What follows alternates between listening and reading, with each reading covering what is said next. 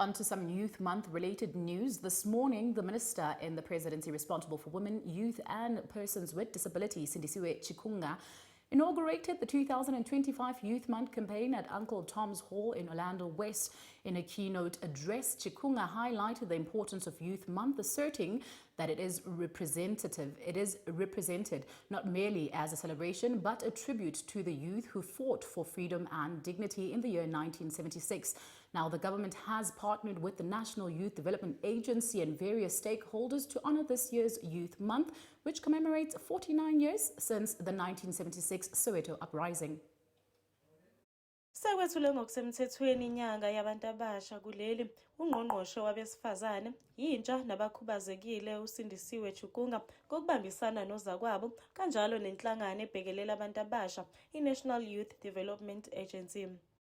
Lo mcimbi ubanjelwe ehholo lomphakathi Uncle Tom's endaweni yase Orlando West.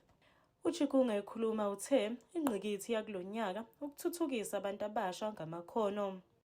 Our theme illuminates the urgent need to arm and future-proof our young people with adaptable skills and capabilities necessary to navigate evolving labor markets and contribute meaningfully to industrial growth in an era of rapid technological and social transformation.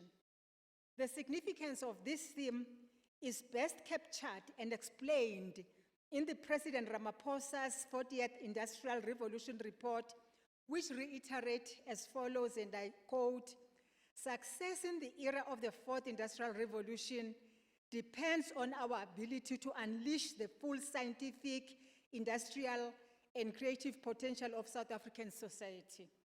Failure to respond adequately to these technological advancements and their infrastructure demands poses a serious threat to South African industry," unquote. UChikunga uphinde wagqugquzela abantu abasha ukuba basebenzise zonke izinsiza ezikhona ukwenza izimpilo zabo zibe ngcono kunakuqala. Uthi-ke usuku lwentsha mhla ziyi-16 makungabi-ke usuku lokubhiyoza kodwa kube usuku lokubheka imuva elizosho ikusasa. Ezindabeni zeSoweto TV, ngikuNokulunga Mthembu ngise-Orlando West.